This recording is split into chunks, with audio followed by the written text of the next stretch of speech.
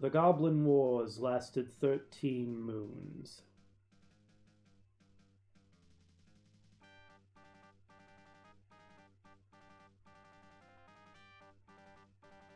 Duke Hector Barrick is forced to retreat to his castle. The goblins mass for their final assault. Our ways will pass from this earth by nightfall. Let the bards praise our courage.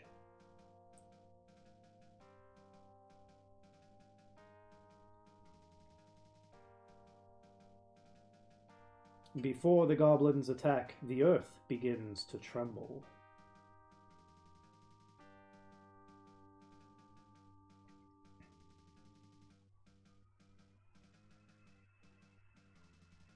The sky rips open. Man and goblin alike are sucked into the void.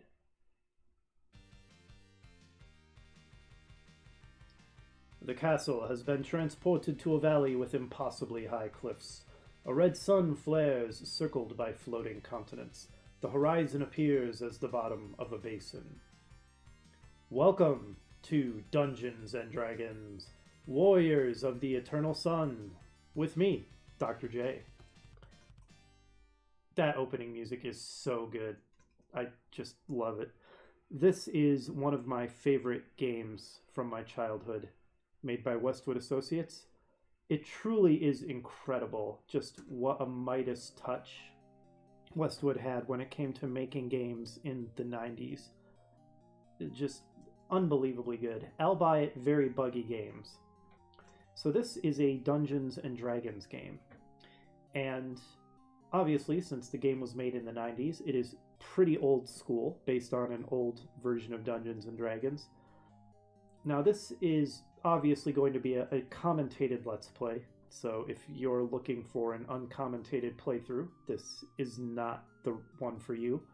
This is also going to be a very informational Let's Play, where I'm going to stop and do a lot of deep dives into the mechanics and the lore, and really take my time going through the game, savor every little aspect of it.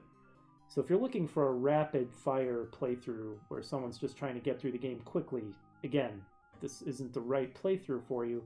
But if you want to learn a lot about this game, because I have a nerd level over 9,000 level of knowledge when it comes to Dungeons and Dragons, then stick around. You are likely to find this very interesting. Now, a lot of people assume, because this is based on an old school version of D&D, that it is based on advanced Dungeons and Dragons, AD&D. But that assumption is not correct. So I have here a handy image showing the different versions of D&D on a timeline. And I was actually going to Wikipedia just to confirm that I had the years right when I was going to make my own timeline image. But then I realized they already had a perfectly good one, and why reinvent the wheel? So credit for this timeline goes to whoever made it on the Wikipedia article. So the original version of Dungeons and Dragons, sometimes called OD&D or Zero Edition, came out in the 1970s. And this was essentially the world's first role-playing game. It was a radically new concept.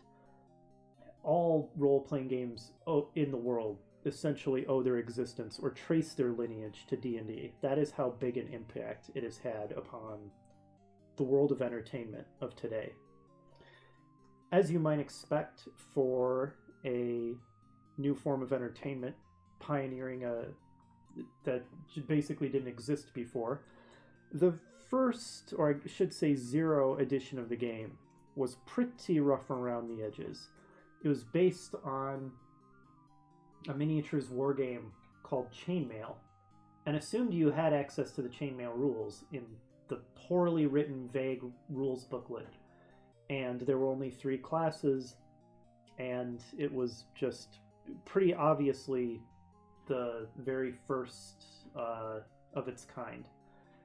And over time, Dungeons and Dragons evolved and became better, and it soon split into 2 parallel editions of the game, which were actually developed separately from each other, although they shared many similarities in common. Nonetheless, they were separate. The perhaps somewhat better known of these is AD&D, or Advanced Dungeons & Dragons, which had a first and then a second edition. But there was also what was called the basic line of Dungeons & Dragons. And the original basic D&D only went to 3rd level, because it was very much meant as an introduction to the game. And then it was expanded upon with what was called the expert set, which I think expanded level progression up to 14th level. And together, the basic and expert rules are known as the BX rule set.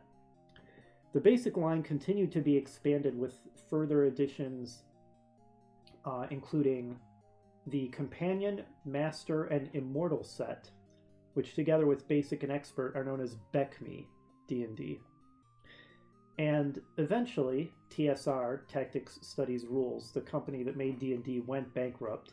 The D&D line was bought by Wizards of the Coast, who terminated the existing lines of the game and created a new edition of D&D, 3rd edition, in the year 2000.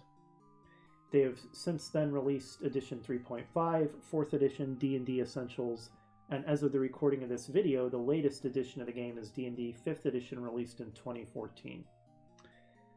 So, which edition of the game is Warriors of the Eternal Sun actually based on? BX D&D, Basic Expert.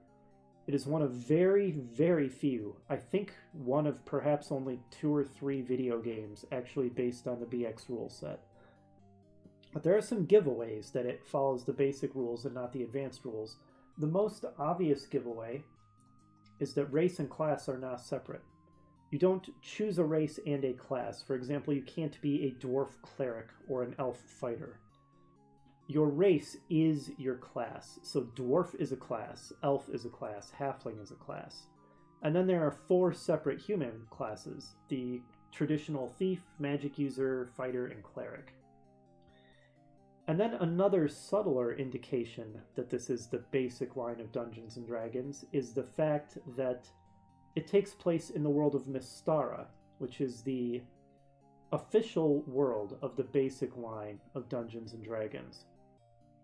Now, the game never actually tells you this, as far as I know, that it takes place in Mystara. However, there's no question that it is. Specifically, it takes place in a particular subsetting of Mystara, which was released in a boxed set relatively late in the basic line's development. I'm not going to say exactly what that was just yet, for the sake of spoilers, even though if you're watching this, you probably already know how the game goes, but I'm just going to pretend that maybe you don't. And I don't think the game ever actually comes right out and tells you where you are. It drops some hints by describing what the scenery is like, that there is a sun shining directly overhead in the center of the sky that never sets, and that the horizon slopes upward away from you in all directions. Now, what kind of environment might cause such strange geographic and celestial characteristics? I don't think the game ever tells you, but if you think about it and use some logical deduction, you might be able to come to some conclusions about where we've been teleported. I'll talk more about that later. For now, though, let's go ahead and start creating our party. So, first, we're going to need a tank. And we have quite a few choices of tank for this game. There's the fighter, perhaps the most classic of tanks. The elf is essentially a fighter magic user combination class. Dwarves and halflings also behave much like fighters in basic D&D. And even the cleric is actually pretty tanky because they can wear any armor and they get a d6 hit die, which means they get from 1 to 6 hit points base at level up, which isn't bad. The fighter gets a bit more at d8, but d6 is still respectable. Really, the only classes that are completely unsuited to tanking are the magic user and the thief. Now, a lot of people will tell you that you should go with a fighter to have the best party in this game. I don't necessarily agree.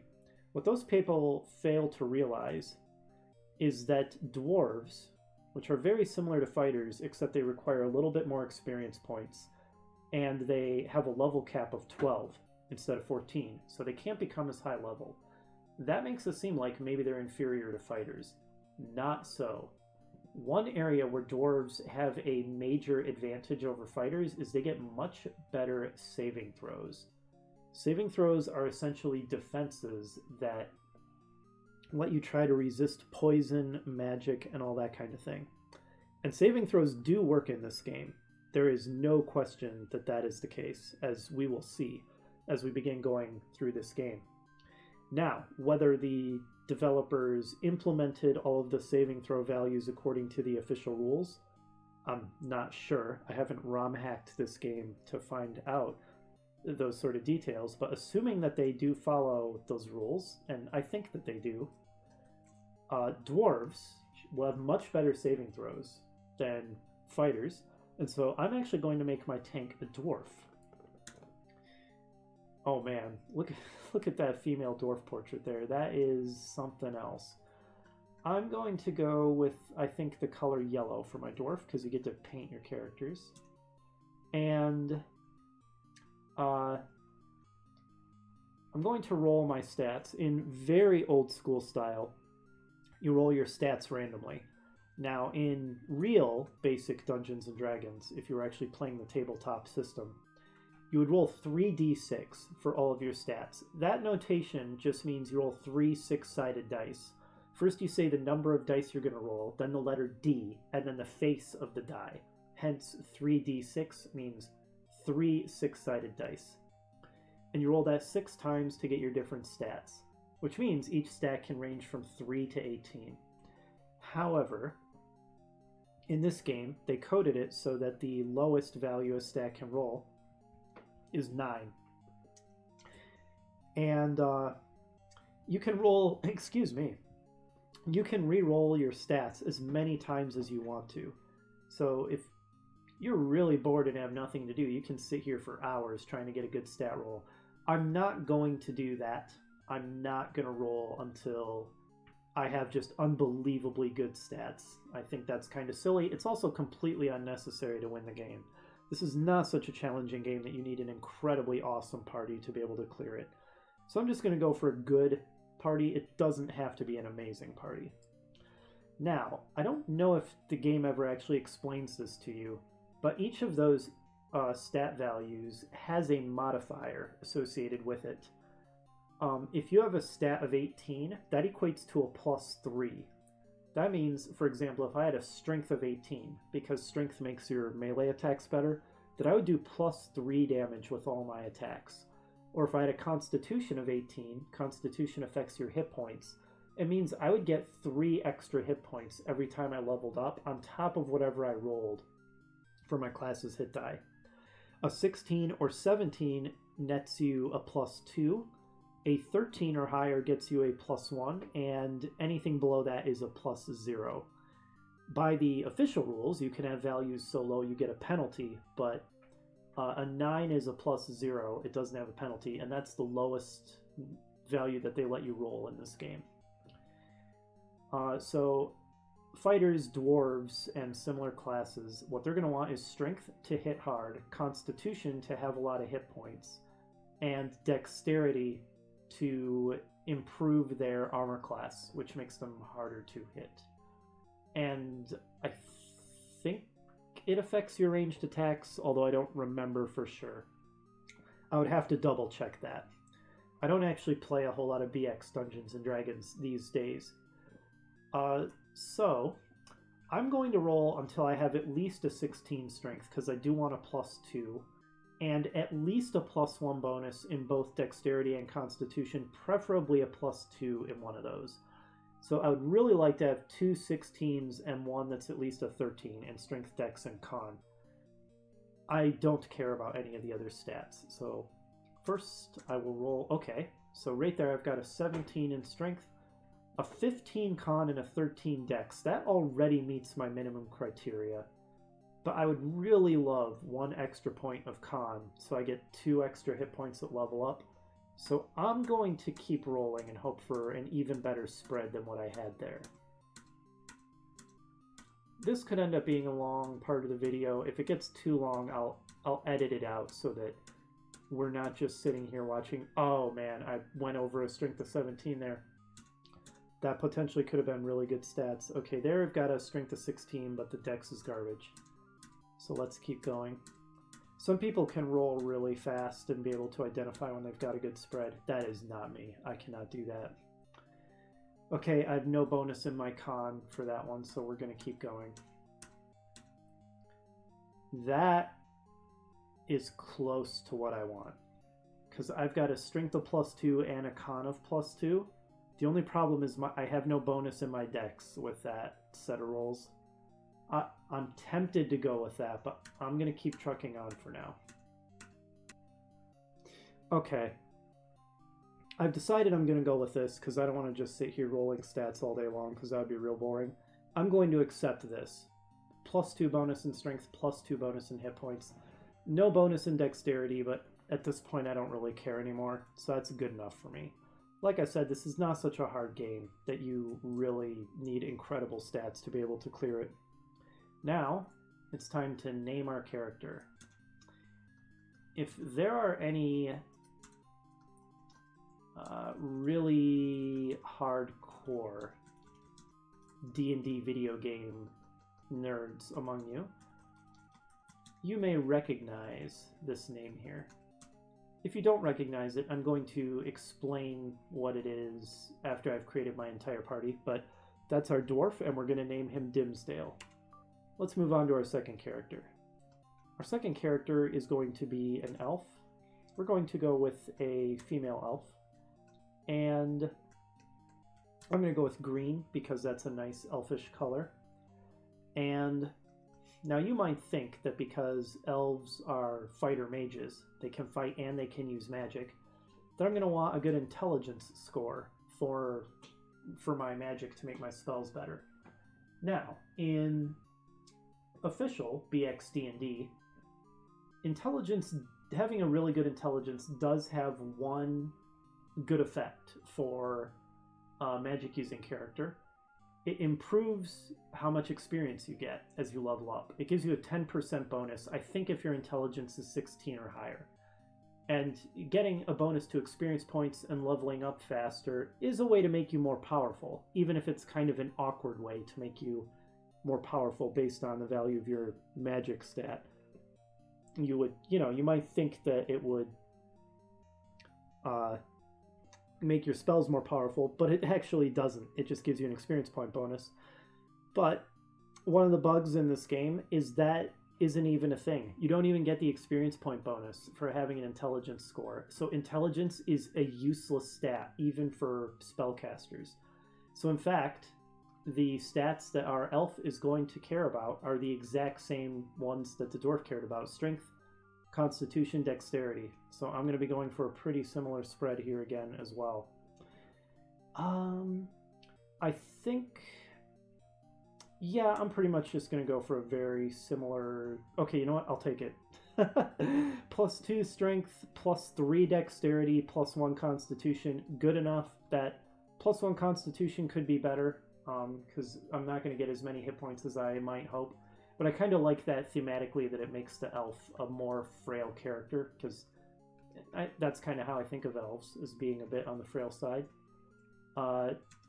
Again, if you recognized the name Dimsdale, you should recognize this name too, because they come from the same source.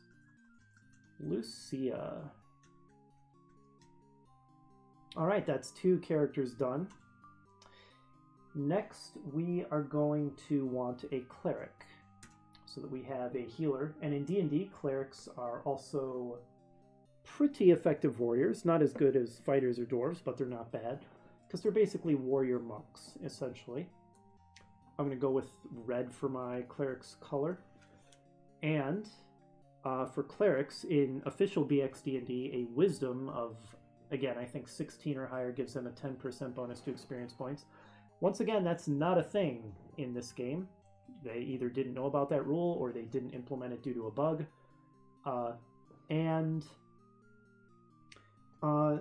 Wisdom doesn't actually make your spells better as a cleric. So once again, our stat spread is going to be, you guessed it, strength, constitution, and dexterity. So let's keep going until we have some decent rolls there. Okay, so that's a +2 strength, but no bonus in dexterity or con, because I think we need a 13 or better for that. So we can do much better. Let's keep going. Keep going. Ooh, that is a heck of a strength score. But no bonus to hit points and only a +1 in dex. Not worth it. And we've got a +1 strength, +1 dex, +1 con. +1s across the board. It's not terrible. It's tempting to go with that. We can do better. I'm going to go for at least one +2. So we've got... Nope, that's a terrible spread. Okay, there we've got +2, +0 for the dex, +1 for the con. I'm going to keep trying. Keep going. See if we can do better. Alright, +2 strength, +2 dex, +nothing con. I'm not going to accept no bonus in con. Then we've got a +1 con, +2 strength, and no bonus in dex. Tempting. Tempting. I think I'll take it. Because again, I don't want to just sit here rolling all day. Once again, this character name is coming from the same source as the first two. Our cleric is going to be named Greldon. Alright, and we now have just one character left to create. This is, of course, going to be a magic user, because you really want to have a mage in your party. They get some pretty awesome spells as they level up. Going to make our magic user a nice mysterious blue. Mages start off pretty terrible, but they become much, much better as they level up. So it becomes worth it to nurse them through their weak early levels. Again, the mental stats in this game are useless and do nothing, so we only care about the physical stats, even for the spellcasters, as silly as that is. I care not at all about this guy's strength. I'm never going to have him melee anything, so I'm going to ignore that stat. I'm going to go for a really good constitution, because mages get a D4 hit die, meaning they get 1d4 hit points per level, which is garbage. So I want a minimum +2 constitution bonus to help make this guy more survivable. So I'm going to be looking at that con. Okay, there's a +2 right there. No bonus in the dex, though. Again, I don't care about the strength, so that +1 strength means nothing to me. I'm going to roll until I have at least a +2 con and a +1 dex. 16, nope, not good enough for the dex. Once again, not good enough for the dex. Good times. Endlessly re-rolling. Okay, +2 con, +1 dex. I'll take it. Good enough. And we are going to name our magic user, again, coming from the same source, Draven. This is it. This is our party. And now that we have created our party, I have a little something special in mind for this LP. Behold! These are going to be our party portraits. Not that there's anything at all wrong with the game's built-in portraits. In fact, I quite like them. But for the sake of just really personalizing our party and customizing our characters, we're going to be using our own portraits for this. So, where do these characters come from? They come from the video game Chronicles of Mystara, which is actually a compilation of 2 video games, Tower of Doom and Shadows over Mystara, which are arcade beat-em-ups made by Capcom, which take place in the same D&D world that this game does, the world of Mystara. And because they take place in Mystara, those games too use the BX rules. So it actually makes a lot of sense to pull in these characters from that other game as sort of a crossover and sort of a tribute. All right, so that's the party that we are going to run with. Let's get started. Duke, tell us what we must do. We are in a strange new world. There is a new enemy here. Our people need allies to survive, but the guards must defend our castle. which means we're on our own. You have been chosen to explore our new home. The gods have given us a second chance. Serve me well, and bring us allies. You've chosen well, Duke. You could not have a more reliable party of adventurers than the heroes from Chronicles of Mystara. Okay, I'm actually going to go ahead and wrap up the first episode here, even though that was nothing but a lot of explanation and setting up our party. Starting with the next episode, we're going to explore the castle and the town. Actually, a lot of secrets to be found here, and we're going to see if we can find them all and get our party well equipped. And if we have time, maybe we'll actually venture outside and fight some things, but that remains to be seen. So we're going to call it a wrap there. I'll see you all next time. Have a good one, everybody.